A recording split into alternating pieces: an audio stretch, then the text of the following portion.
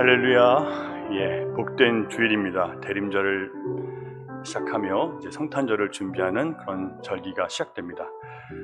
촛불을 켜고 함께 주님의 오심을, 이 세상의 빛으로 오신 주님을 기억하며 내 마음에도 주님의 빛이 임하기를 함께 소원하면 좋겠습니다.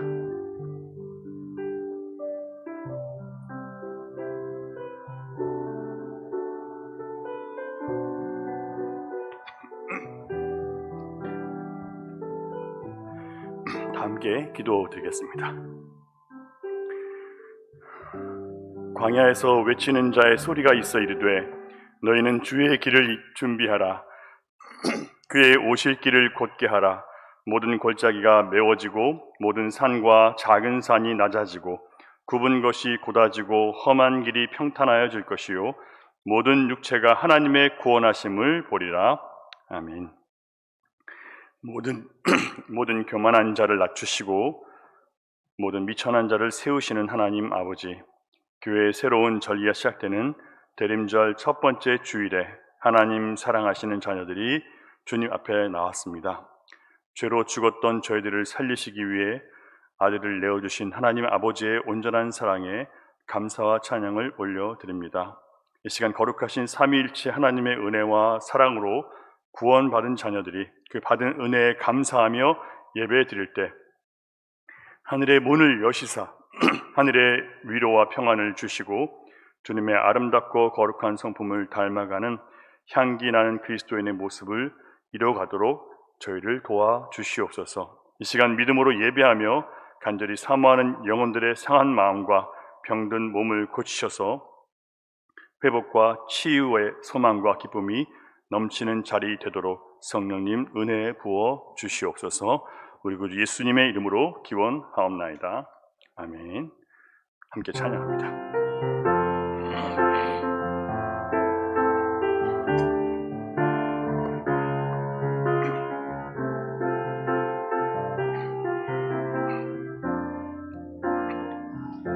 내 하나님 서신 발 앞에 무릎 꿇고 경배하리. 큰 권능과 영광이 가득한 내 아버지 계시니고 오 하나님 그 빛난 얼굴 배우며 두 손 들고 나가리. 찬송과 존귀와 영광과 능력이 그 하늘 보좌 위에 주님께 내 하나님의 그 크신 사랑이 우리 죄를 사하셨네. 어린 양의 보혈의 은혜로 나 담대히 나가리. 오 하나님 그 빛난 얼굴 배우며 두 손 들고 나가리. 찬송과 존귀와 영광과 능력이 그 하늘 보좌 위에 주님. 오 하나님 그 빛난 얼굴 배우며 오 하나님 그 빛난 얼굴 배우며 두 손 들고 나가리. 찬송과 존귀와 영광과 능력이 그 하늘 보좌 위에 주님께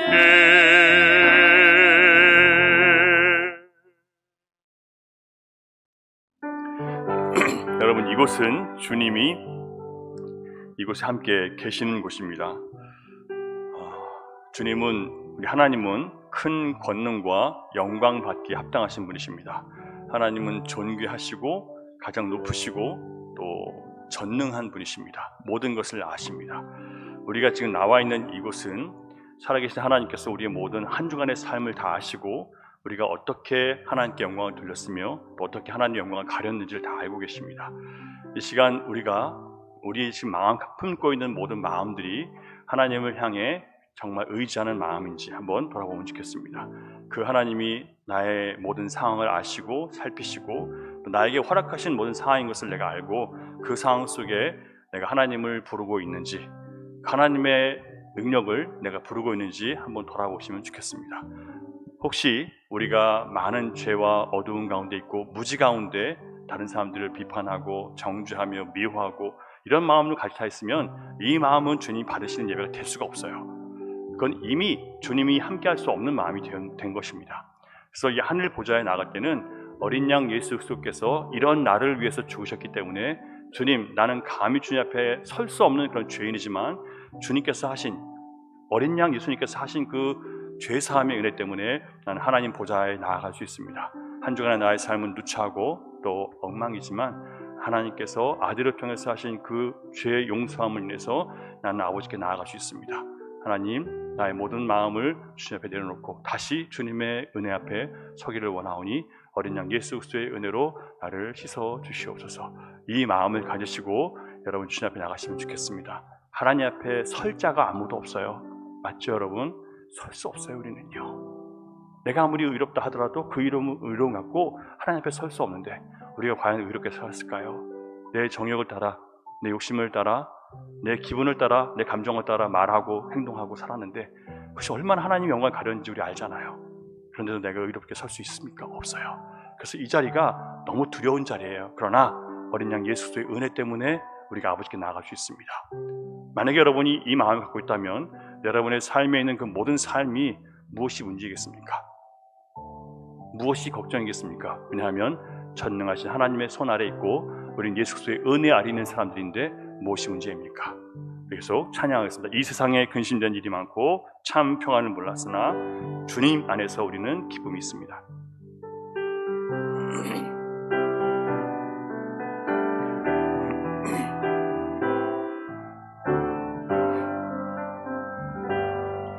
이 세상에 근심된 일이 많고 참 평안을 몰랐구나.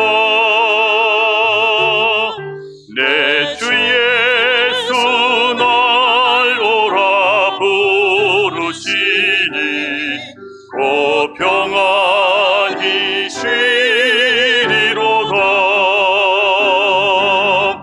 주 예수의 구원의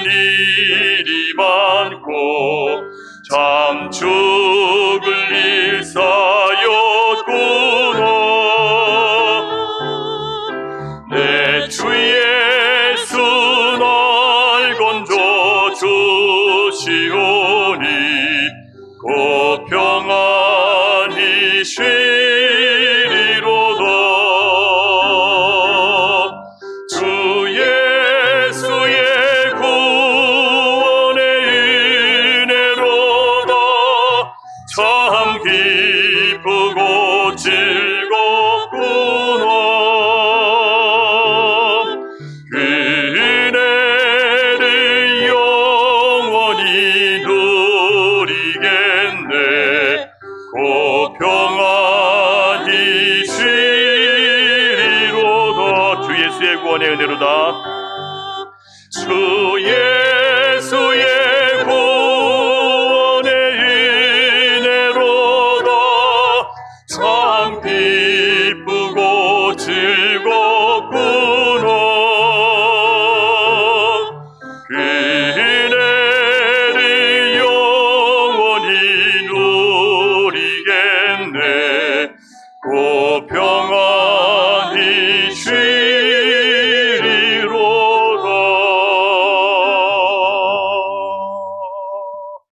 아멘. 여러분, 세상에는 근심된 일이 많고 또 우리를 지치고 힘들게 하는 일들이 많이 있습니다. 또한 죄악된 일이 많아서 우리 마음을 어둡게 하고 괴롭게 할 때가 많습니다. 그럼에도 불구하고 우리가 평안할 수 있는 것은 주 예수의 구원의 은혜가 우리에게 주어졌기 때문에 그래요. 우리는 세상의 어떠함을 바라보며 사는 사람이 아니라, 세상을 기대고 기대하며 사는 사람이 아니라 하나님을 바라보며 우리가 받은 구원을 의지해 사는 사람들입니다. 이 믿음을 회복하기 전까지는 여러분 계속 세상에 끌려다닐 수밖에 없어요. 뭐가 잘 되면, 아르헨티나가 이기면 막 신났다가 지면 뭐 다 죽어가다가, 이게 현실이에요. 과연 성도가 그런 것이 맞을까요? 사업이 잘 되면 할렐루야 하다가 어려우면 다 죽어요 라고 하고, 그게 과연 성도가 맞을까요, 여러분? 우리에게 주연 이 구원의 은혜는 어떤 것과도 비교할 수 없습니다. 그 은혜 안에 여러분 들어오는 것 말고는 그것은 믿음과 성령 안에 순종하는 것밖에 없어요. 말씀으로 믿음에 순종하고, 믿음으로 말씀에 순종하고, 성령 안에 들어가는 것 말고는 우리는 답이 없는 존재입니다. 여러분, 오늘도 주님께서 우리를 위해서 확보하신 구원의 은혜 안으로 깊이 들어갈 때 우리 모든 인생의 두려움과 염려, 근심은 사라질 줄 믿습니다. 이 믿음을 가지고 여러분 함께 두려워 말라 찬양하겠습니다.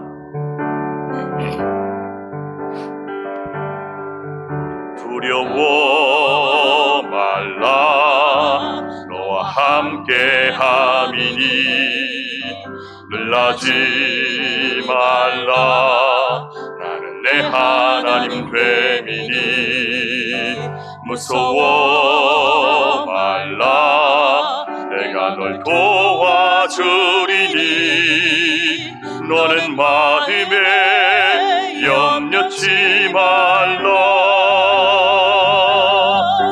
내가 너를 굳세게 하리라 내 손으로 너를 꼭 붙잡아 주리라 내가 너를 의롭게 함이니 너는 마음에 염려치 말라 내가 너를 굳세게 하리라 내가 너를 굳세게 하리라 내 손으로 너를 꼭 붙잡아 주리라 내가 너를 의롭게 함이니 너는 마음에 염려치 말라 나는 너의 하나님이라 나는 너의 하나님이라 하늘을 지은 창조주라 땅의 소산을 베푸는 자 나는 여호와니라 나의 의로 부름 받은 자 나의 찬송을 부르는 자 너를 두려워 말라 내가 너를 굳세게 하리라 내 손으로 너를 꼭 붙잡아 주리라 내가 너를 의롭게 함이니 너는 마음에 염려치 말라 너는 마음에 염려치 말라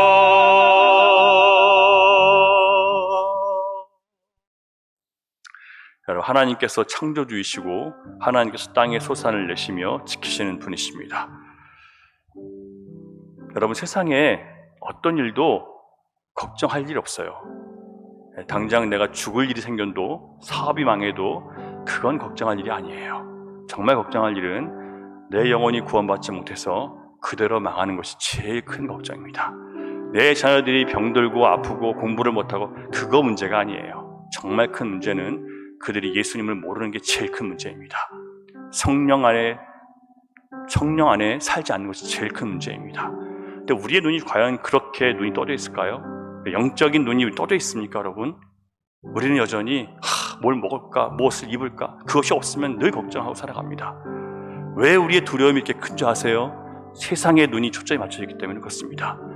영원하신 하나님, 창조주 하나님, 모든 것들을 이기시고 또 고치시고 회복시키시는 하나님, 그 하나님을 중심으로 신앙 살지 않고 눈에 보이는 것들을 중심으로 내 일, 내 가정, 내 성공, 내 만족, 내 육신의 건강, 여기에 초점이 맞춰져 있으니까 두려운 거예요. 여러분, 정말 두려워할 것은 내가 예수 그리스도를 내 안에 모시지 않고 살아가는 것, 내가 성령의 감동이 없이 살아가는 것, 내가 날마다 회개하지 않고 살아가는 것이 제일 큰 걱정의 거리가 되셔야 돼요. 여러분, 그러하십니까? 시간 기도하는 가운데 하나님, 나의 모든 헛된 걱정과 두려움을 전능하신 하나님 앞에서 물리치게 하시고, 정말 내 영혼이 예수 그리스도와 연합되지 못했음에 걱정하게 하시고, 정말 내가 주님의 말씀과 성령의 감동이 없이 죽은 영적으로 침체된 상태에서, 교만한 상태에서 살아가는 것에 대해서, 주님과 연합된 기도 없이 살아가는 것에 대해서 여러분 가슴 아파하셔야 됩니다. 주님, 나를 회복시켜 주십시오. 나를 온전케 해주십시오. 참된 믿음을 갖게 해주십시오. 거짓된 위선자의 삶을 이제 멈추게 해주십시오. 여러분, 같이 좀 기도하면 좋겠습니다. 주여 한번 외치고 기도합니다. 주여! 아버지 하나님, 우리는 주님께서 그 십자가에 보혈을 흘려서 그 피값으로 사신 하나님의 자녀들입니다. 하나님의 영광스러운 자녀로 삼으시고, 이제는 하나님의 형상을 이 땅 가운데 드러내며 나타내기 위해서 우리 붙여주셨습니다.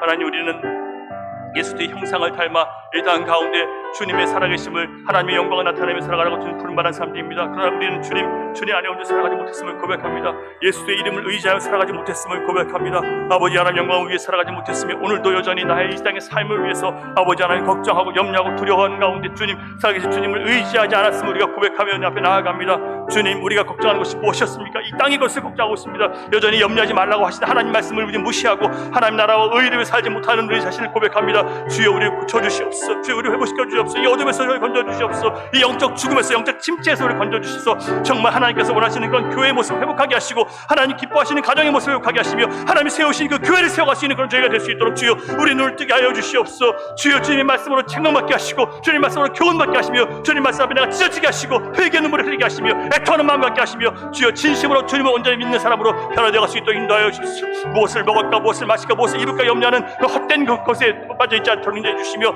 주님이 나라를 바라보며 주님께서 원하시는 삶을 살아드리기 위해서 오늘은 나를 주 앞에 드리는 거룩한 산제물로 주여 우리를 바라 주시옵소서. 주님 사랑합니다. 주님 경배합니다. 주님, 우리 이 시간 바라 주셔서 아버지 앞에 문제 들어진 예배할 수 있도록 하나님 함께하여 주시옵소서. 주님 감사합니다.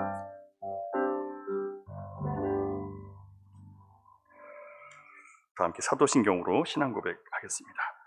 나는 전능하신 아버지 하나님, 천지의 창조주를 믿습니다. 나는 그의 유일하신 아들 우리 주 예수 그리스도를 믿습니다. 그는 성령으로 잉태되어 동정녀 마리아에게서 나시고 본디오 빌라도에게 고난을 받아 십자가에 못 박혀 죽으시고 장사된 지 사흘 만에 죽은 자 가운데서 다시 살아나셨으며 하늘에 오르시어 전능하신 아버지 하나님 우편에 앉아 계시다가 거기로부터 살아있는 자와 죽은 자를 심판하러 오십니다. 나는 성령을 믿으며 거룩한 공교회와 성도의 교제와 죄를 용서받는 것과 몸의 부활과 영생을 믿습니다. 아멘. 김진성 군사님 어머니가 또 넘어지셔서 발가락이 부러지셨어요. 그래서 어머니를 돌보시느라고 나오지 못했습니다. 그래서 여러분, 우리 김진성 군사님은 새벽마다 교회를 나오시고 또 예배에 참석하시는 분인데 지금 나오지 못해서 굉장히 안타까운 마음으로 계시는데요. 김진성 권사님 어머니가 빨리 회복될 수 있도록, 그래서 함께 나와서 예배할 수 있도록 김진성 권사님이 기도하시고, 또 내일 우리 모니카 자매가 암 제거 수술을 받습니다. 수술 가운데 주님 함께 해주셔서 하나님 그 딸의 모든 두려움과 염려를 다 제거해 주시고 치료하시는 하나님, 전능하신 하나님의 손에 모든 것을 맡기고 하나님의 능력의 손으로 온전히 고침받게 하여 주셔서 건강한 몸으로 다시 주님의 길을 달려갈 수 있도록 다시는 한눈 팔지 않고 주님만 바라보는 하나님의 소유된 백성 되게 해달라고 여러분 좀 같이 기도하시면 좋겠습니다. 이 시간 그 두 가지 기도 제목 가지고 좀 기도하겠습니다. 아버지 하나님 감사합니다. 사랑하는 주님 이름으로 불러주셔서 감사합니다. 우리는 주의 소유된 백성들입니다. 아버지 하나님 백성입니다. 주님께서 우리를 사랑하시고 주께서 은혜를 주셔서 아버지 우리를 살게 하셨습니다. 그럼에도 불구하고 아버지 하나님 우리는 여러 가지 상황 속에서 주님 나올 수 없는 상황에 있습니다. 아버지 하나님 불쌍히 여주시옵소서. 아버지 하나님 우리를 불쌍히 여주시옵소서. 우리 은선 권사님 어머니를 주님 치유시켜 주셔서 아버지 하나님 앞에 온전히 서게 하시고 주의 앞에 아버지 하나님 그 예배를 사모하는 그 마음을 주님께서 녹여주시고 앞에 설 수 있도록 인도하여 주시옵소서. 아버지 하나님 우리는 기도하게 할 수 없습니다. 그러나 주님 능력의 주님께서 이 시간 그 예배를 만져 주시옵시고 일으켜 주셔서 아버지 하나님 앞에 설 수 있도록 인도해 주시며 그 모든 상황들을 통해서 또 주님을 경배하고 주님을 경외할 수 있도록 인도하여 주시며 주님을 살아가시며 경외할 수 있도록 인도하여 주시옵소서. 우리 모든 기도를 붙잡아 주셔서 주여 아버지 하나님 줄 수 있습니다. 주님 오늘 수단치가 함께하여 주셔서 주님 손길로 주님 만져주시옵소서. 능력의 손길로 만져주셔서 하얀 송아지처럼 힘차게 주님 뛰어나서 주님께 영광을 돌릴 수 있는 줄 달릴 수 있도록 인도하여 주옵소서. 아버지 하나님 눈을 들어 주님 바라봅니다. 주 눈을 들어 주 앞에 서기를 원합니다. 주의 나라를 바라보기를 원하오니 받아주시옵시고 아버지 하나님 그날의 마음을 충성하여 주셔서 온전히 될 수 있도록 인도하여 주옵소서. 주님 하늘의 건강이 나타나시게 인도하시고 시륜이 나타나시게 인도하시고 예수의 능력의 손으로 붙잡아 주시옵소서. 아버지 하나님 주 오늘도 우리는 기도할 수밖에 없습니다. 주의 기도를 통해서 주님께서 역사하시다 말씀하셨습니다. 아버지 하나님 기도하신 주님 주여 믿음의 역사했다고 말씀하셨습니다. 주여 아버지 하나님 우리 속도에 주신 능력을 믿고 기도하는 모든 성도들의 마음 통해서 아버지 하나님 치료할 수 있게 하시고 되시겠습니다. 깨끗이 회복될 수 있도록 역사하여 주시옵소서. 우리 마음을 주여 고정할 수 있도록 주여 함께 하시고 도와주시옵소서. 우리 예배하신 주의 장을 예수님의 이름으로 기도해 주시옵소서. 주님과 영광 받아 주시옵소서.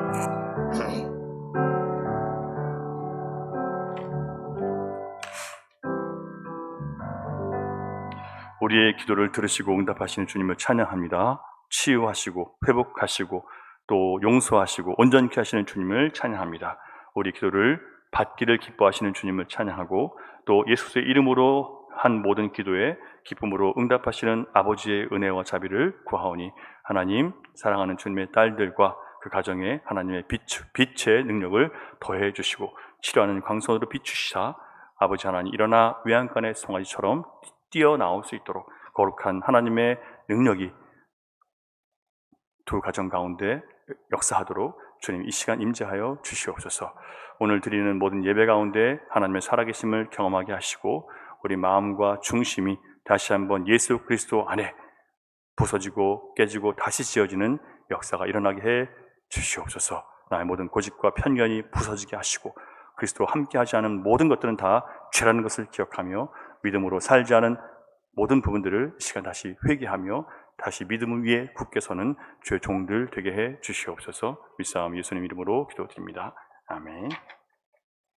교회 소식 알려드릴게요. 오늘은 성탄절을 맞이하며 준비하는 대림절 첫 번째 주일입니다. 그래서 성탄절까지 우리 한 주 한 주 촛불을 켜면서 땅에 빛으로 오신 예수님의 빛을 함께 나누고 묵상하는 시간을 갖도록 하겠습니다. 수요 교리반 그리고 수요 교리반에서 웨스트민스터 대유리문답 강해를 하고 있고요. 금요 성령 기도회 계속 하고 있습니다.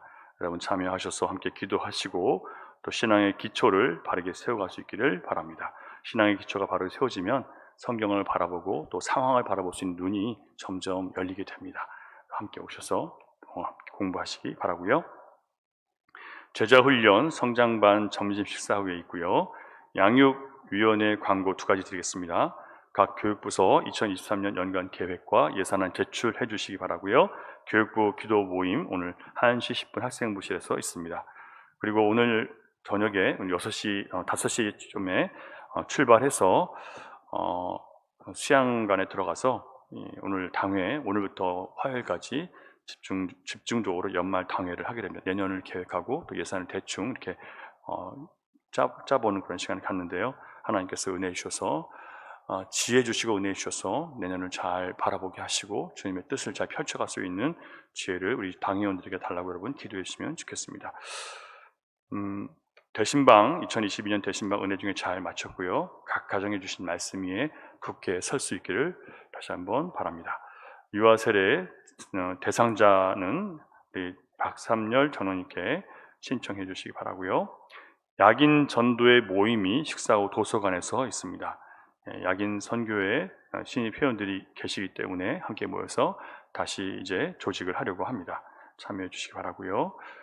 보아스 선교회 신임 임원은 회장은 한대식 집사, 부회장은 조용규 집사, 총무는 김현수, 회계는 오경태, 서기는 박종규, 최마르틴 두 분이 맡아서 하게 됩니다. 보아스 선교회가 더욱 힘을 내서 하나님의 교회를 세워가고 또 교회의 좋은 기둥으로 바르게 세워갈 수 있도록 약인 선교회, 보아스 선교회를 위해서 기도해 주시기 바랍니다. 우리 김명자 권사님 은혜 가운데 잘 도착하셨고요. 지금 계속 검사를 또 다시 하고 계십니다. 그래서 여기 오셔서 계속 치료를 받으셔야 되는데 한국에서 할 수 있는 건 다 하셨고 이제는 여기서 치료를 받으시면서 계속 활동하려고 하십니다.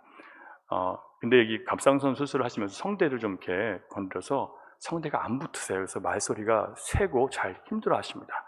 이제 반가워서 말을 듣고 싶고 하고 싶으시겠지만 말을 잘 못 하시니까 그냥 반갑게 손을 잡아주시고 인사만 하시면 좋을 것 같고요. 이렇게 좀 많이 목이 아직도 이렇게 힘든 상황이니까 그렇게 아시고 왜 말을 안 하냐라고 생각하지 마시고 말을 못 하시는 겁니다. 이해해 주시고 여러분 꼭 손 잡아주시면 좋겠습니다. 모니카 자매 아까 기도한 것처럼 내일 암 제거 수술을 받게 됩니다. 능력이 하나님께서 치유해 주시기를 간절히 계속 기도해 주시기를 바랍니다. 이상입니다. 오늘 하나님 주시는 말씀은 호세아 11장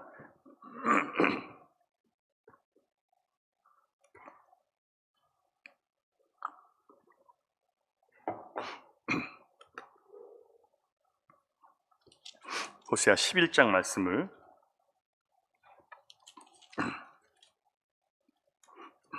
우리 교독하겠습니다. 이스라엘이 어렸을 때 내가 사랑하여 내 아들을 애굽에서 불러냈거늘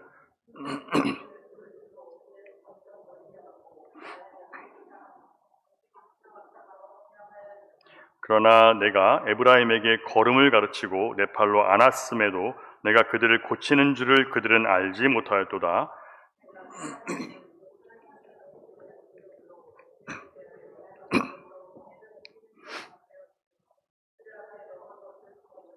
그들은 애굽 땅으로 되돌아가지 못하겠거늘 내게 돌아오기를 싫어하니 아수르 사람이 그 임금이 될 것이라.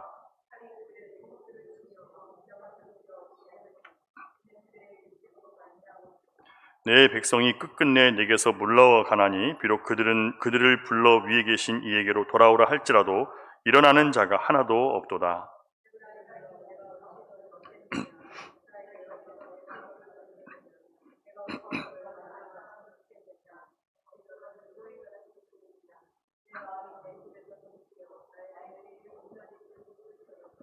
내가 나의 맹렬한 진노를 나타내지 아니하며 내가 다시는 에브라임을 멸하지 아니하리니 이는 내가 하나님이요 사람이 아님이라. 내 가운데 있는 거룩한 이니 진노함으로 내게 임하지 아니하리라.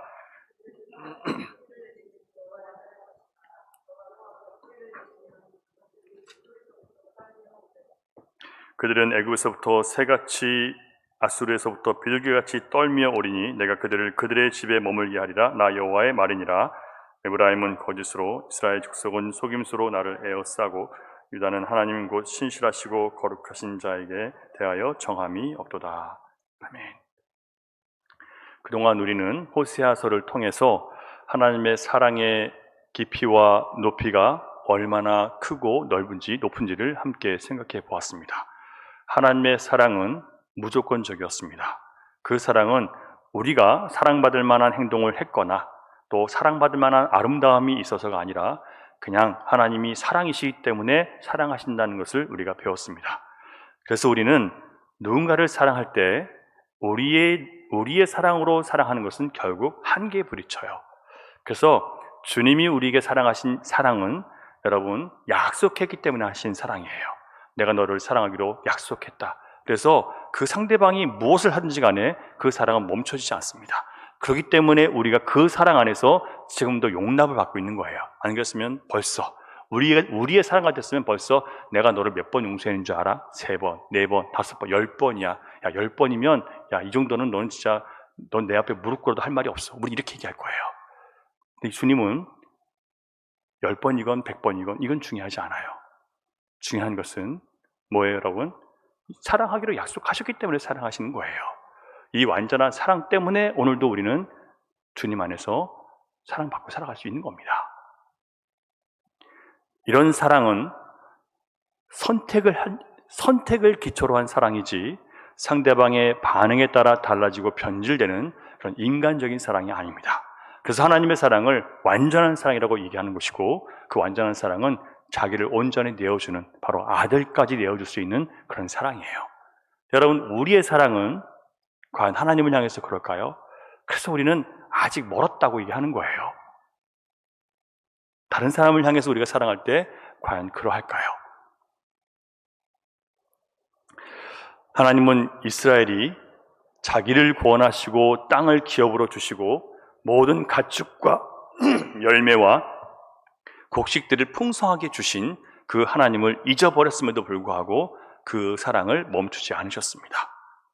이 사랑은 사람을 살리는 사랑이고 결코 끊을 수 없는 그런 사랑이라고 사도 바울은 고백합니다. 그 사랑을 이해하기 위해서는 여러분 반드시 하나님의 말씀이 필요해요. 말씀을 보지 않는 사람은 이 사랑을 절대 이해할 수가 없습니다. 그러나 사랑을 받는 이스라엘 백성들의 입장에서 주장했던 사랑은 하나님의 말씀에 기록된 사랑이 아니었고요, 자신들의 욕망을 기초로 한 사랑이었습니다. 내가 풍족하고 안전하며 내 자식들이 건강하고 여유롭게 그리고 걱정 없이 잘 살아주면 그것이 하나님의 사랑 가운데 있는 것이라고, 하나님 날 사랑하시는 것이라고 생각합니다. 그리고 그렇지 않으면 하나님은 도대체 뭐 하십니까? 이렇게 되는 거예요. 왜 이렇게 되었을까요? 그것은 그들이 가나안 땅에 들어가서 보고 듣고 추구하는 것이 가나안 땅 사람들이었기 때문에 그래요. 하나님의 말씀이 가나안 땅에 들어가면 너희는 오직 내 말씀에 순종하여 라고 했는데, 하나님 말씀에 순종한 것이 아니라 뭘 보기 시작해요? 가나안 땅에 거주하는 사람들의 그 모습을 보고 그들의 행함을 듣고 또 그들이 누리는 것들을 바라보면서 그들이 잘못된 것을 기대하기 시작한 거예요. 그들은 우상을 숭배함에도 불구하고 자기 욕망대로 살아감에도 불구하고 이방 사람들이, 우상을 섬기는 사람들이 하나님을 믿는 나보다 더 즐거워요. 더 재밌어요. 더 잘 누려요. 더 행복해 보여요. 실제로 예수 믿는 사람들이 믿지 않은 사람들을 바라볼 때 그런 걸 느끼거든요. 그러나 함정은 그것이 오직 썩어 없어질 육체의 기쁨과 재미를 위한 삶이었다는 것을 그들은 모른다는 거죠. 이것은 누가 알려줄 수 있어요? 영이신 하나님의 말씀이 우리에게 주어질 때만 깨달아 알 수 있는 거예요. 그러니 말씀이 없이 어떻게 내가 하나님의 사랑을 받고 있는지를 알 수 있겠습니까? 그래서 의심하는 거예요. 그래서 두려워하는 거예요. 그래서 낙심하는 거예요. 말씀은 지식으로 공부하는 게 아니에요. 말씀은 나를 뚫고 들어와서 나 같은 죄인을 살리신 하나님의 역사를 바라보며 내가 아무것도 아님을 고백하고 철저하게 주님을 의지하기 위해서 내가 나의 삶의 역사는 힘으로 받는 것이지 호기심과 관심으로 배우는 게 아니에요. 그리고 1년에 한 번은 성경을 읽어야지 하는, 물론 그런 마음도 잘 지키지 못하지만 그런 마음으로 성경을 읽는 게 아니에요. 이게 나의 생명이기 때문에 읽는 거예요. 이게 내 영혼의 양식이기 때문에, 이것이 없이는 난 죽은 자이기 때문에 나는 이 말씀을 읽는 거예요. 여러분은 어떠십니까?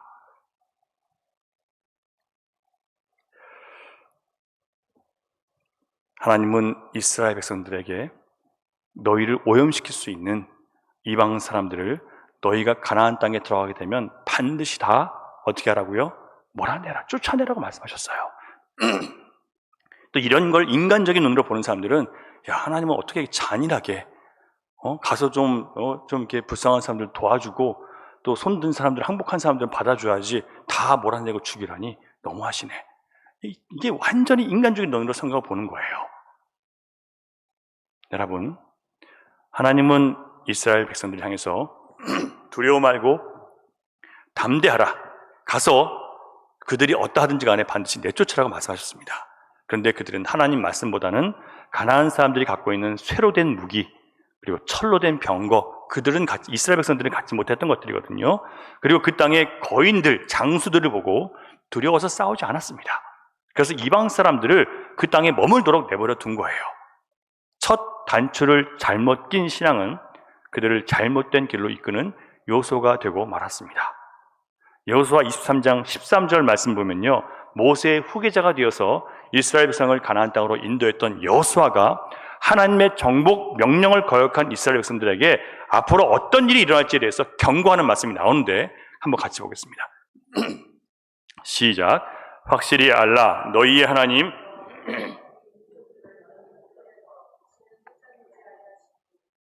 너희에게 올무가 되며 덫이 되며 너희의 옆구리에 채찍이 되며 너희의 눈에 가시가 되어서 너희가 마침내 너희의 하나님 여호와께서 너희에게 주신 이 아름다운 땅에서 멸하리라. 안 내쫓았다는 거예요. 너희가. 이스라엘은 자기를 택하고 구원하셔서 자녀를 삼으신 하나님을 버렸어요. 어떻게 버렸어요? 말씀을 안 듣는 것이 하나님을 버린 거예요. 오늘날 신자들이 이걸 알까요? 말씀을 안 읽는 것이 하나님을 버린 거예요. 말씀을 읽어도 말씀에 의지해서 살지 않는 것이 하나님을 버린 거예요.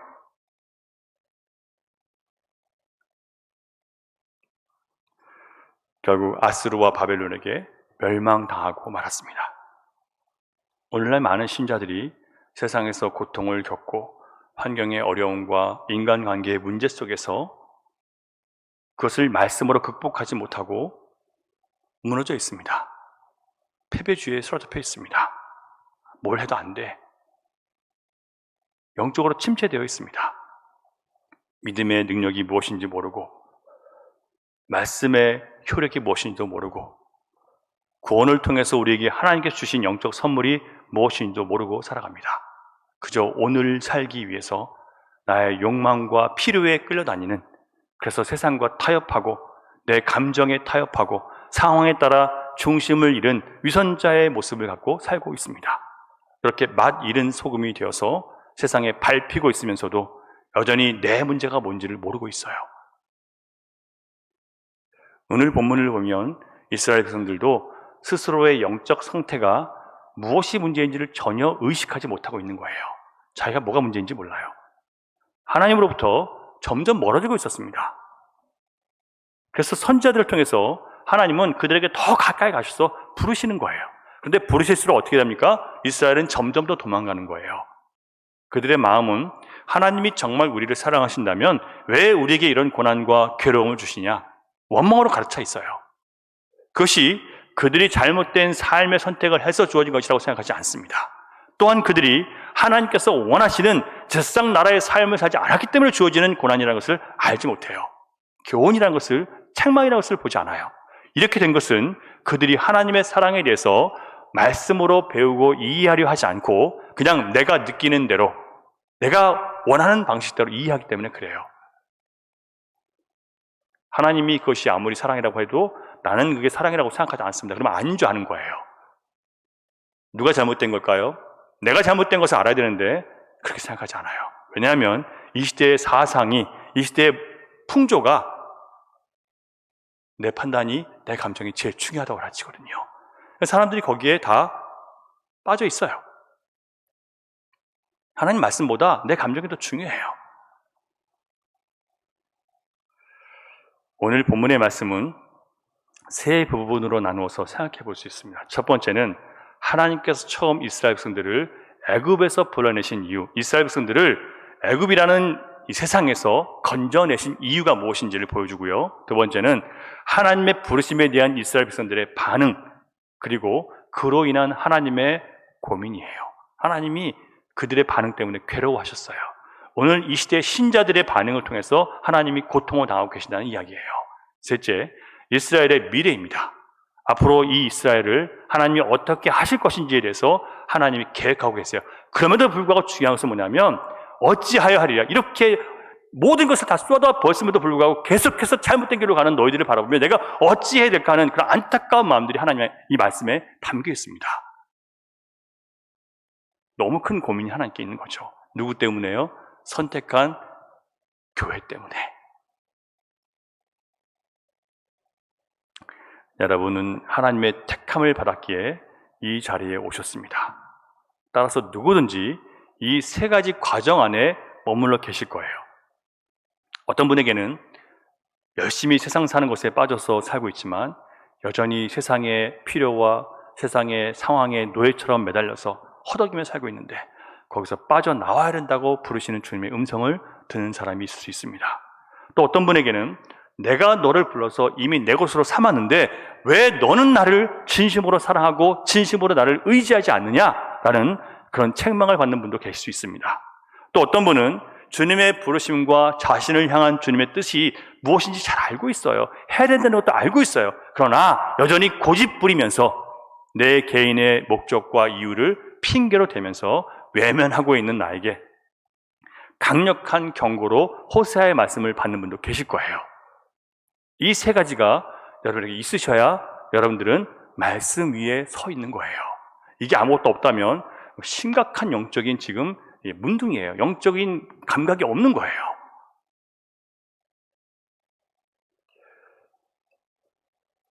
중요한 것은 이 세 가지 부르심 모두가 다 하나님께서 택한 자기 백성을 향한 사랑이며 관심이며 복이라는 사실입니다. 혹시 하나님이 사랑이시라면 왜 이런 고난과 괴로움을 나에게 주십니까? 라고 의심과 원망 가운데 계시지는 않으십니까? 하나님이 사랑이시기 때문에 고난과 괴로움이 우리에게 주어진다는 것을 성경을 통해서 여러분 배우셨죠? 하나님 받으시는 아들마다 뭐 하신대요?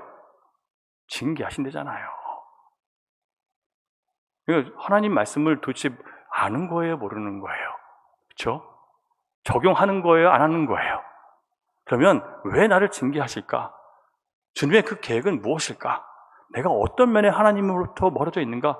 이걸 바라봐야 되지 않겠습니까? 먼저 우리가 오늘 말씀에서 알아야 할 것이 있습니다. 하나님께서 이스라엘 백성들을 애굽에서 이끌어내실 때 어떤 계획을 갖고 불러내셨는지를 우리가 알아야 됩니다. 이 계획이 바로 저와 여러분을 향한 하나님의 뜻이고 계획이에요. 자, 오늘 1절 말씀 같이 보겠습니다. 시작.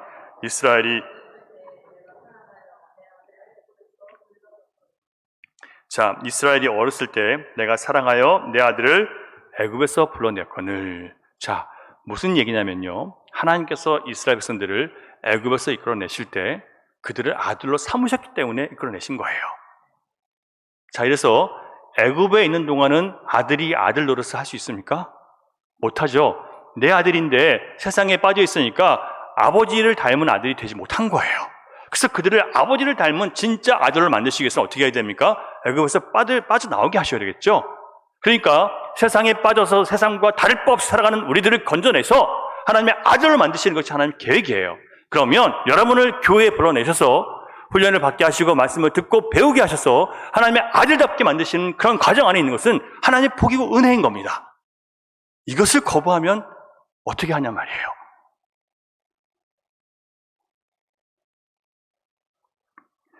이스라엘이 어렸을 때라는 것은 작고 귀엽고 사랑스럽다는 뜻이 아니에요.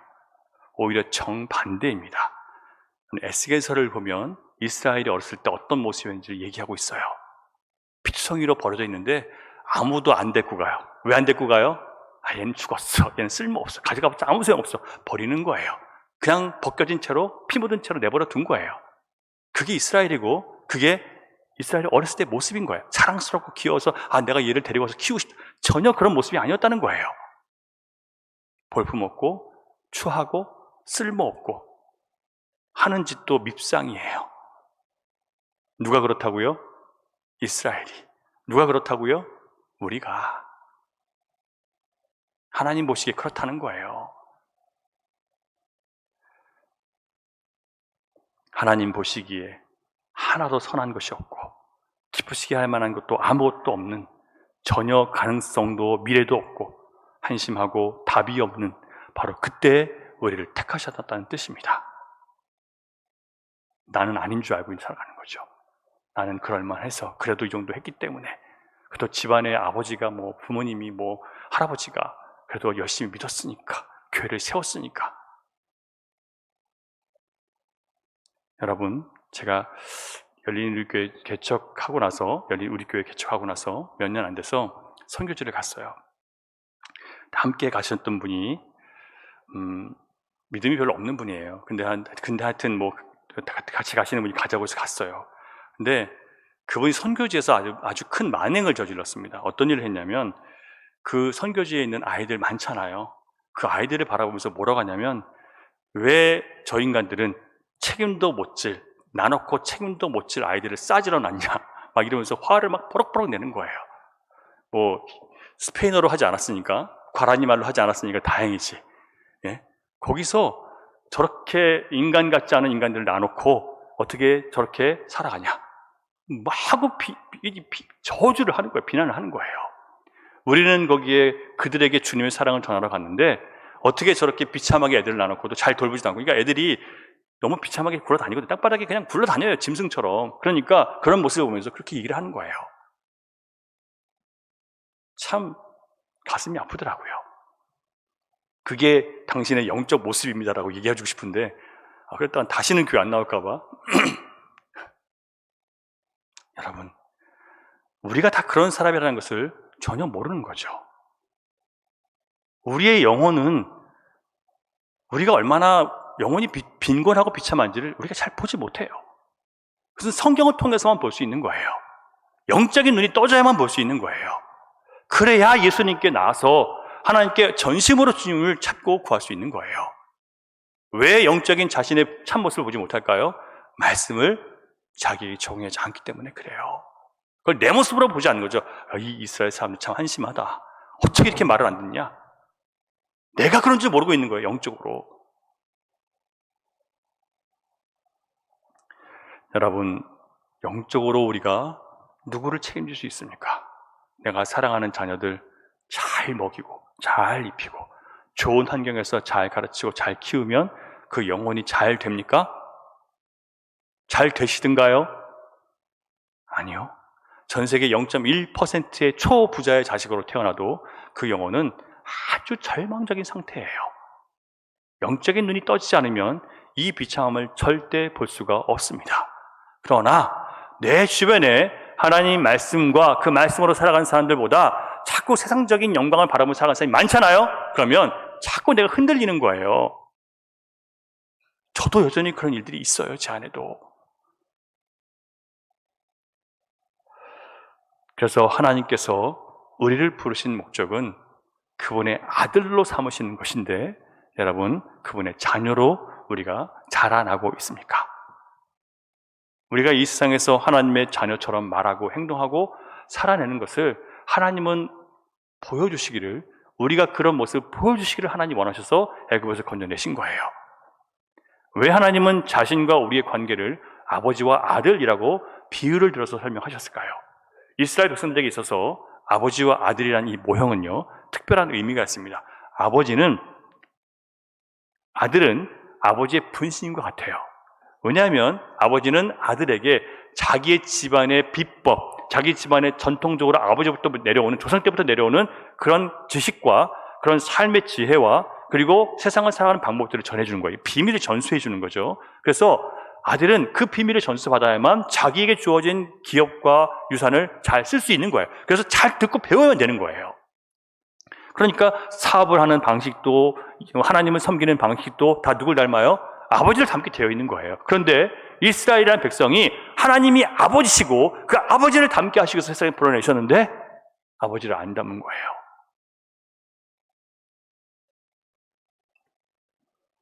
아들이 하는 행동을 보면 누구 집 아들인지를 다 알 수 있을 정도로 그렇게 이스라엘 백성들은 그랬었는데, 하나님의 백성이라고 불림받은 이스라엘은 도대체 그들의 아버지가 누군지를 볼 수 없도록, 알아볼 수 없게 된 거예요.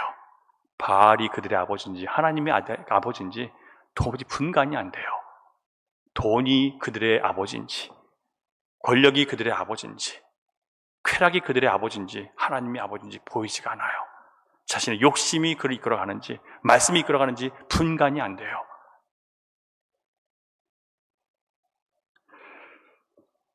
하나님은 이스라엘이 어렸을 때 아무런 자격이 없고 능력이 없는 이스라엘을 아들로 삼기 위해 부르셨습니다.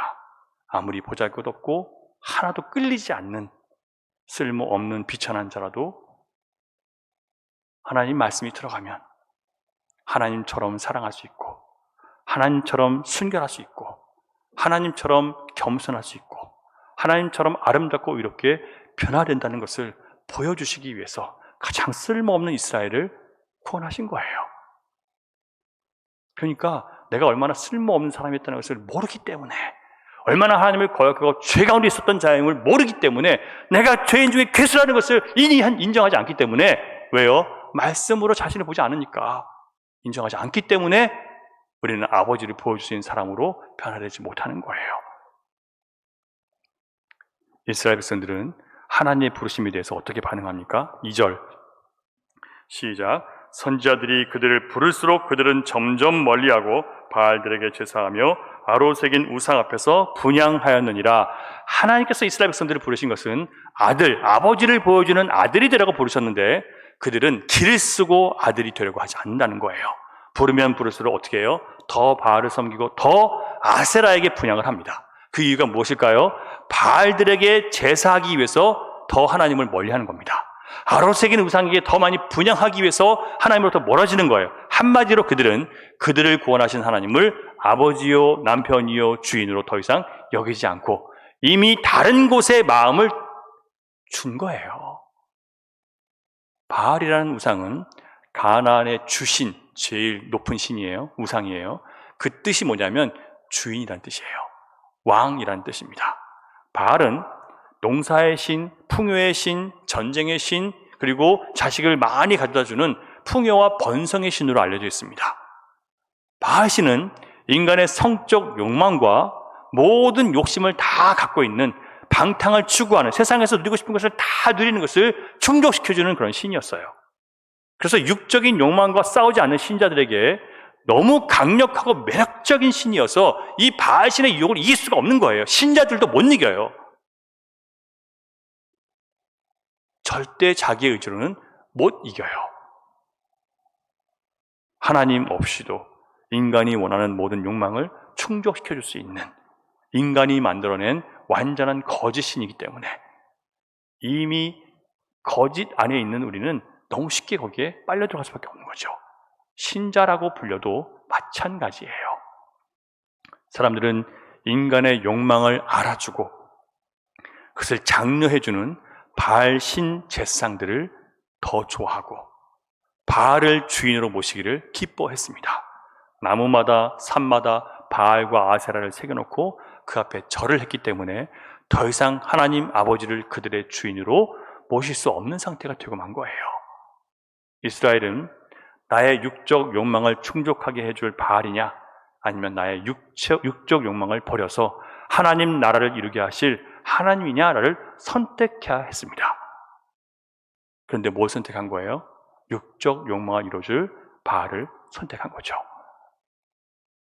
하나님을 믿는다고 하면서도 육적 욕망을 이루어줄 그 하나님을 찾는 사람들은 여러분 육에 속한 잘못된 하나님을 만들어 놓아서 섬기고 있는 거예요. 여러분, 세상의 주인 바알 신은 여러분에게 이렇게 말을 합니다. 당신 눈에 좋고 당신 몸이 원하고 당신 마음이 기뻐하는 대로 다 하고 사십시오. 그래야 행복해질 수 있고 더 즐겁고 진짜 자신을 발견할 수 있고 후회 없는 삶을 살게 될 것입니다. 정말 그럴까요? 사람은 자기 마음을 알아주고 자기 욕망을 지지해주는 사람을 더 좋아하게 되어 있습니다. 하나님의 백성들에게 요구되는 것은 뭐였습니까? 너희의 길을 버리라. 우상 숭배를 버리라. 너희 욕망을 버리라. 우리의 자연스러운 죄성과 반대이기 때문에 그래서 어렵게 느껴지는 거예요. 그래서 하나님의 성령의 도우심이 필요한 거죠. 하나님께서는 이스라엘 백성들을 부르시기만 한 것이 아니라 실제로 그들을 훈련까지 시켰습니다. 한 걸음 한 걸음 가르치셨어요. 3절 보겠습니다. 시작. 그러나 내가 에브라임에게 걸음을 가르치고 내가 그들을 고치는 줄을 그들은 알지 못하였도다. 하나님께서 자기 백성들을 자기를 닮은 아들로 빚어가시는 과정이 바로 가르치시는 과정이었습니다. 치료하시는 과정이죠. 그런데 이스라엘 백성들이 원하는 것은 내가 세상에서 오염되고 더럽혀진 것을 치료받고 거룩한 하나님을 닮아가는 변화를 새로운 모습으로 거듭나는 그런 것이 아니라 그냥 내가 원하는 욕망과 욕심을 빨리 채워주십시오. 여기에 목적이 있는 거예요. 이걸 버려야 되는데 이걸 안 버리는 거죠. 그들은 거룩을 알지 못했고 그 거룩한 길을 가기를 싫어했습니다. 왜요? 주인이 누구였기 때문에? 바알이니까. 내 욕망을 충족해주는 신이니까. 그러나 하나님께서는 그들을 한 걸음 한 걸음 인도하시면서 하나님 뜻대로 사는 법을 가르쳐 주셨습니다. 그들이 너무 힘들어서 쓰러지려고 하면 다시 붙들어 일으켜 주셨습니다. 그러나 이스라엘은 그들을 변화시키시고 고치시기 위해서 광야의 힘든 길을 걷게 하시는 하나님을 끊임없이 원망하고 불평합니다. 아이가 자라나면서 걸음마를 배우고 혼자 자기 옷을 개고 일어나서 자기 가방을 싸고 하는 법을 배워야 됩니다. 때로는 그 일이 힘들어서 혼도 나기도 하고요. 잘못했다고 책망을 받기도 합니다. 걸음마를 배울 때는 어쩔 때는 무릎이 까지기도 하고 엉덩이가 멍들 수도 있습니다. 그러나 그런 과정이 있어야만 설 수 있는 거예요. 혼나야, 책망을 받아야, 그래야 바르게 할 수 있는 거예요. 그런데 이런 걸 싫다는 거죠. 하나님은 사랑이시니까 나에게 좋은 것만 해주셔야 돼요. 꽃길만 걷게 해주셔야 돼요. 좋은 것만 주셔야 돼요. 내가 원하는 것만 해주셔야 돼요. 이런 마음 때문에 하나님께서 우리를 일으키실 때, 가르치실 때, 우리를 하나님의 것으로 만들어 가실 때 자꾸 도망쳐 버리는 거예요. 그리고 나를 편하게 해줄 수 있는 신, 자기를 따라가는 거죠. 내가 만든 우상을. 4절 보겠습니다. 어떤 방법을 하셨는지. 4절 시작. 내가 사람의 줄, 곧 사랑의 줄로 그들을 이끌었고 그들에게 대하여 그 목에서 멍에를 벗기는 자같이 되었으며 그들 앞에 먹을 것을 두었노라. 하나님께서는 노예처럼 이스라엘 백성들을 멍에를 메고 끌고 가시지 않았대요. 오히려 멍에를 벗기셨대요. 멍에는 뭐냐면 할 수밖에 없어서 해야만 하기 때문에 어쩔 수 없이 해야 되는 거. 이게 여러분 우리의 일이에요. 해야만 하기 때문에 일을 하죠. 먹고 살아야 되기 때문에 먹죠. 우리의 일상은요, 모든 것이 우리에게 우리를 노예로 만들어요. 안 하면 안 되기 때문에 할 수밖에 없는 것. 하나님은 그렇게 하시지 않는데요. 영혼을 세우는 방법은 할 수밖에 없어서가 아니라 하고 싶게 만드시는 거예요. 그리고 그 과정을 하나씩 하나님이 함께 하신다는 거예요. 어떻게 하십니까? 사람의 줄, 이건 사랑의 끈이래요. 사랑의 줄이래요. 당시에 사람을 이렇게 걸음마를 훈련시킬 때 줄을 매서 잘못된 길로 막 달려가거나 넘어지지 않도록 붙잡아주는 그런 줄이 있었다고 얘기를 합니다. 그래서 줄은 자유를 주죠. 그죠? 자유를 주고 잘 갈 수 있게 하지만 넘어지거나 잘못된 위험한 길을 갈 때는 잡아서 못 가게 하는 거예요. 이것은 사랑의 줄인 거죠. 조금 힘들어도 조금만 더 가면 앞에 양식이 있으니까, 먹을 것이 있으니까 조금만 참고 가라라고 하면서 심지어 앞에 먹을 것도 준비해 주세요. 보상이 있는 거예요. 하나님은 우리에게 하나님의 길을 가라고 하실 때 죽도록 힘든 길만 가게 하시지 않아요. 반드시 큰 위로와 소망의 능력을 우리에게 주신단 말이에요. 그런데 이스라엘이 원하는 것은 말씀의 순종과 인내 없이 그냥 편하게 세상의 복만 받고 살게 해달라고 그런 요구를 하고 있는 겁니다. 하나님께서 백성을 가르치실 때 처음부터 한꺼번에 다 주시지 않아요. 모든 인생의 결핍과 어려움을 한꺼번에 벗어나게 해주지 않으십니다. 만나를 매일 얻어 먹어야 되는 것처럼 하루하루 믿음으로 주님의 말씀을 의지해 살도록 그렇게 우리를 훈련시키시는 거예요. 그러나 이스라엘 백성들은 내일 아침 일어나서 또다시 주시는 하나님의 그 은혜를 바라기보다는 그냥 한꺼번에 주세요. 그럼 내가 알아서 잘 먹을게요. 이런 욕심을 가지고 하나님께서 다스리시는, 훈련시키시는 방법들을 우리가 거절해버리는 겁니다. 그 길을 싫어해요. 하나님의 길을 싫어하는 거예요. 하나님은 그렇게밖에 못하세요. 난 이렇게 했으면 좋겠는데 자기 고집을 버리지 않아요. 원망하는 거예요. 그래서 깨닫지 못하는 거죠. 점점 멀어지는 거예요. 왜? 성장은 결국 말씀에 순종하는 것에 있어요. 말씀을 듣고 내가 그 말씀 앞에 부서지는 것에 성숙이 있는데 말씀을 듣지 않고 살아가니, 말씀을 붙잡고 살지 않으니 무슨 변화가 있겠습니까? 내 삶의 변화가 나타나지 않는 말씀은 여러분 살리는 말씀이 아닌 거예요. 이 걸음마를 이스라엘 백성들은 다 실패해버립니다. 왜요? 점점 멀리 가니까. 하나님의 부르심과 연단을 거절한 결과, 그 5절과 7절 사이에 나타나는 부분입니다. 어떻게 됐어요? 애굽 땅으로 되돌아가지 못하겠거늘 내게 돌아오기를 싫어하니 누가 임금이 되어?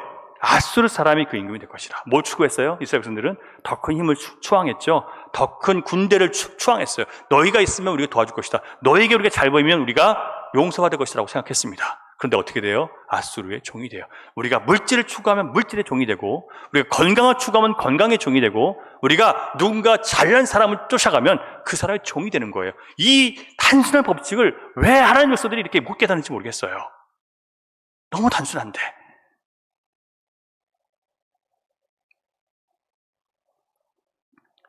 여러분, 부르심을 거역하면 더 큰 어려움에 빠지게 된다는 것을 오늘 본문을 통해서 보여줍니다.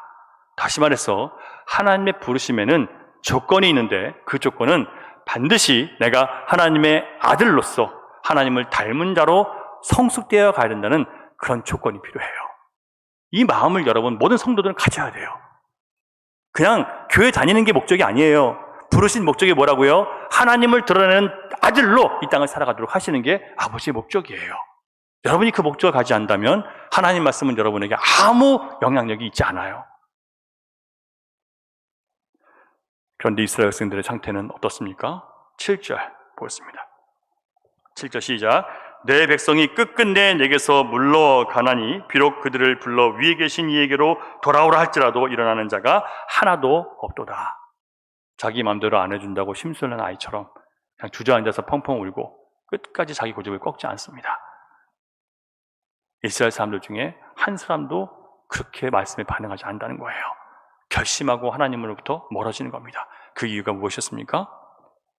하나님을 닮아가게 하는 거룩이라는 연단이 너무 귀찮고 싫은 거예요.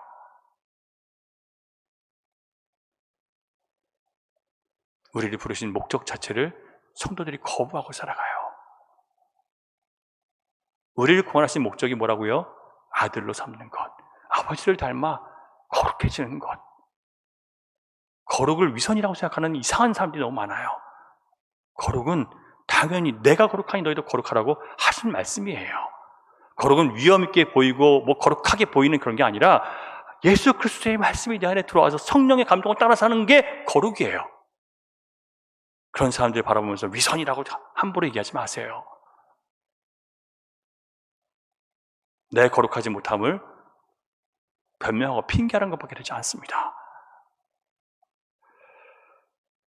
신자라는 굴레가 너무 나를 불편하게 해요. 교회 안에서 권사다, 장로다라는 이 굴레가 나에게 너무 많은 희생과 거룩한 주님의 성품을 요구한다고 그것을 거부하고 이제부터 남들이 뭐라 하든지 나는 내 길로만 가겠다라고 고집하면 여러분 그가 하나님 말씀 안에 거할 수 있겠습니까?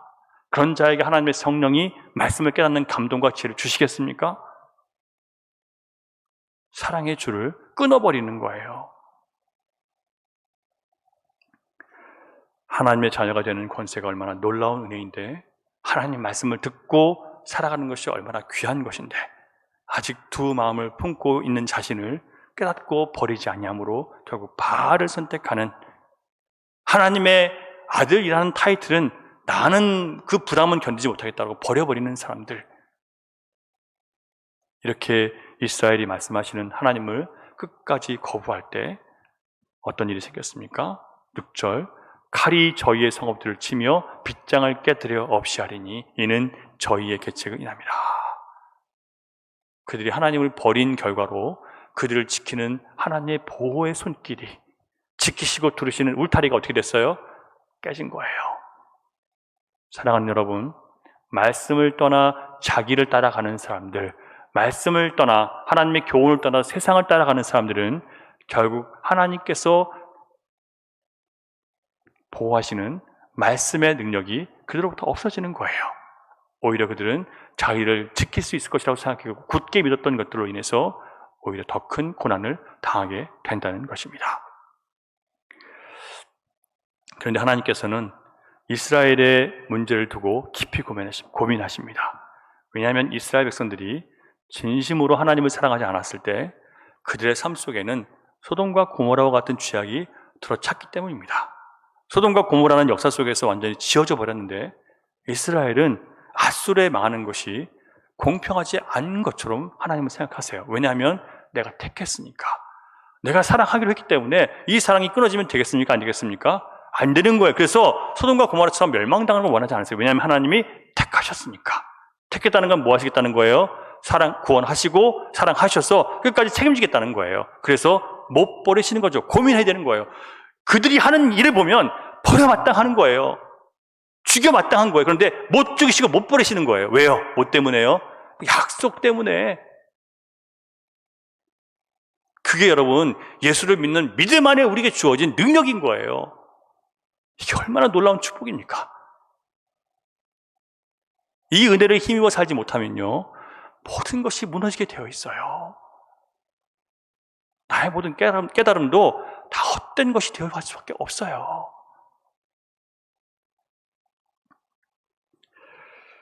그래서 8절에서 하나님은 심각한 고민을 하시는 거예요. 그들의 이 불순종 때문에. 같이 한번 읽어보겠습니다. 시작. 에브라임이여,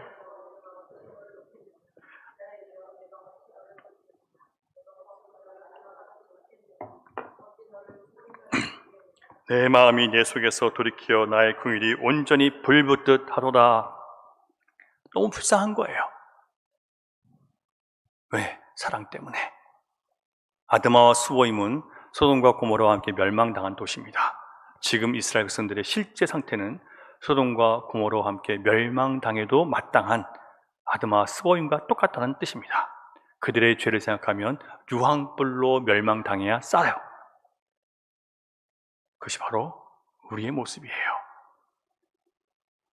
그러나 하나님의 마음이 그 안에서 자꾸 돌이키시는 거예요. 자신을요. 멸망받아 마땅하지만 하나님께서는 어떻게든지 그들을 붙들어주고 어떻게 했든지 그들을 소돔과 고모라처럼 되지 않게 하시고 싶은 거예요. 왜? 긍휼의 마음이 사랑 안에서 불붙듯 일어나니까. 그래서 하나님은 결단을 내리셨어요. 9절, 어떤 결단을 내리셨는지 시작. 내가 나의 맹렬한 진노를 나타내지 아니하며 내가 다시는 에브라임을 멸하지 아니하리니 이는 내가 하나님이요 사람이 아닙니다. 네 가운데 있는 거룩한 이는 진노함으로 네게 임하지 아니하리라. 사람은 한번 멸망시키면 끝나잖아요. 그런데 하나님은 다시 씨앗을 남겨놔서 회복시키겠다는 거예요.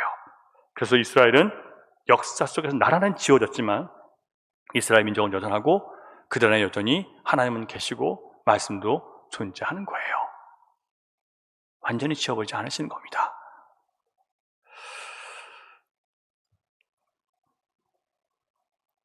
여러분, 이렇게 하나님께서 우리의 죄에 대해서 오래 참으시는 이유가 무엇입니까?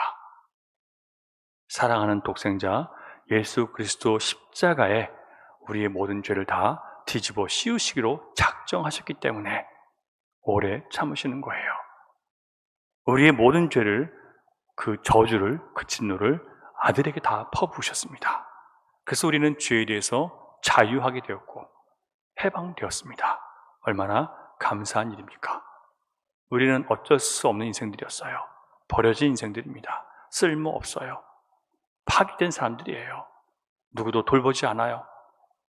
밉상이에요. 그런데 죄로 인해서 그렇게 된 우리의 모든 죄의 책임을 아들의 십자가에 쏟아 부으셨어요.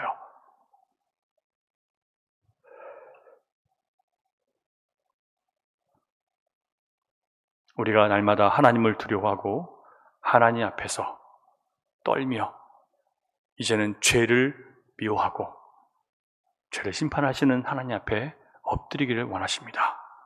거역할 수 없는 그 위험 앞에 두렵고 떨리는 마음으로 우리가 나오기를 원하십니다.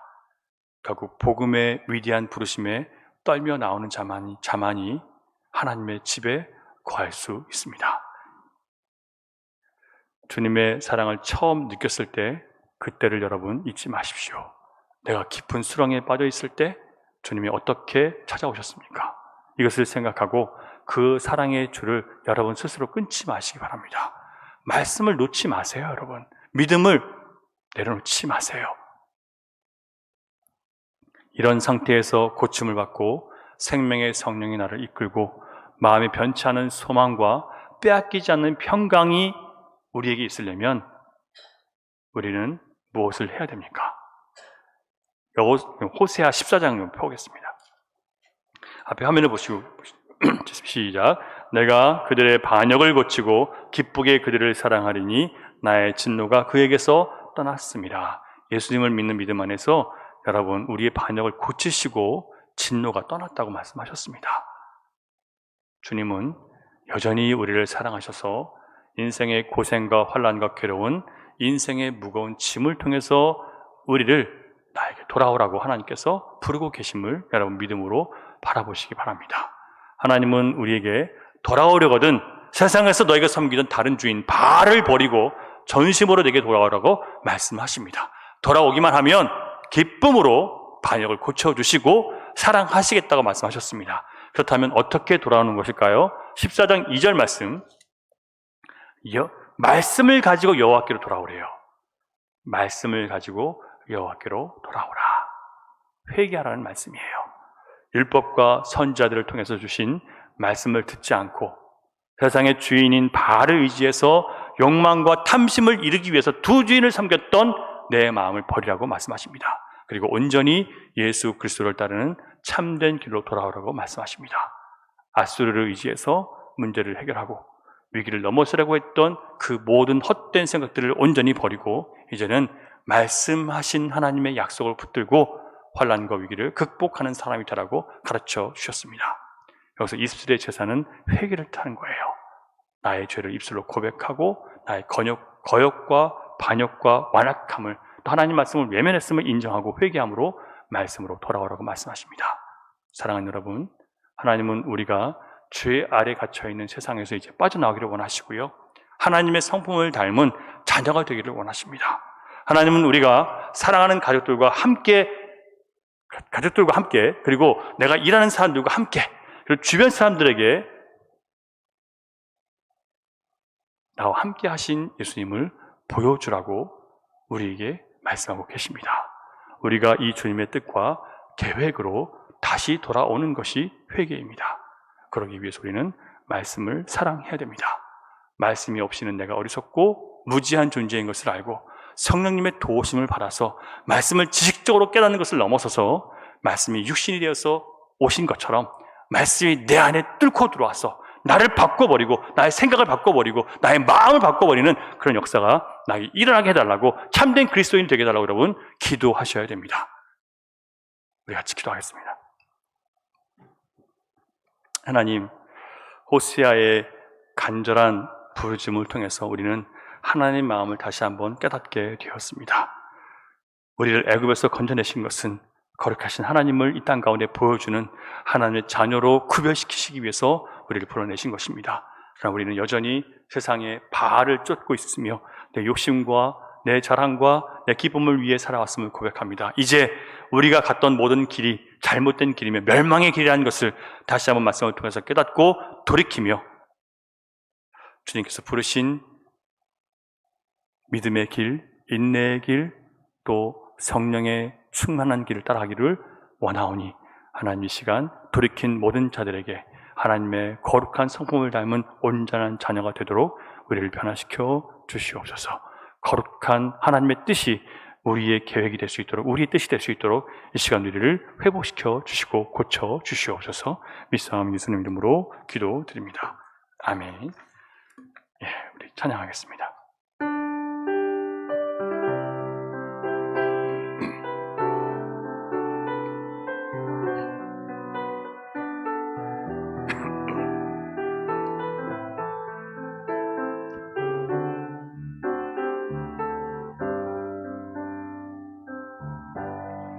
감사해.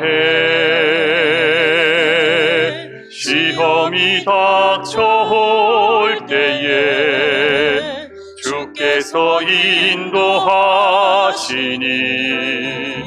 두려움 없네.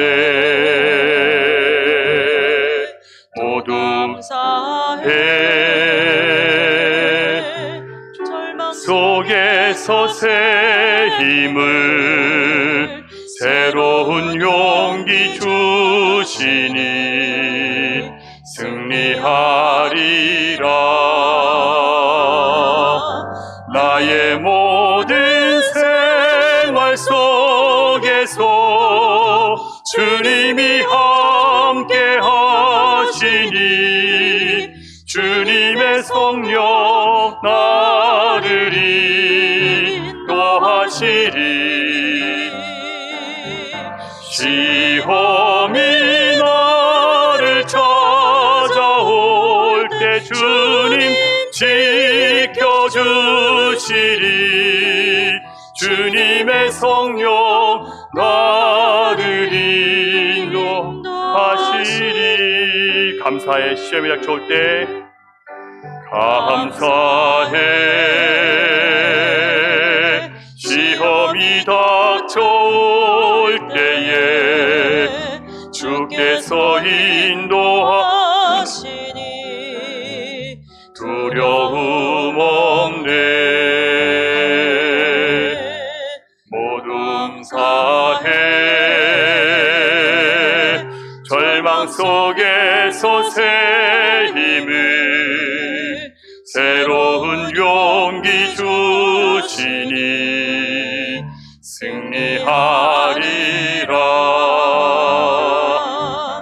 나의 모든 생활 속에서 주님이 함께 하시니 주님의 성령 나를 인도하시니. 시험이 나를 찾아올 때 주님 지켜주시니 주님의 성령 나를 인도하시니.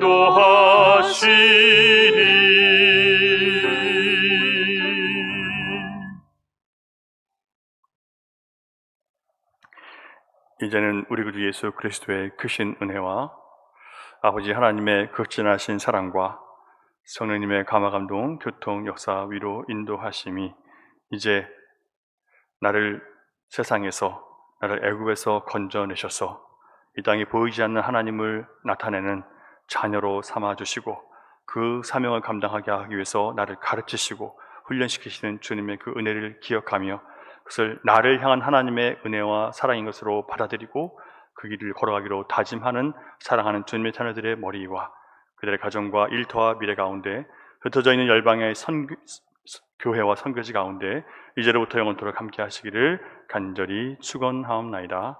아멘.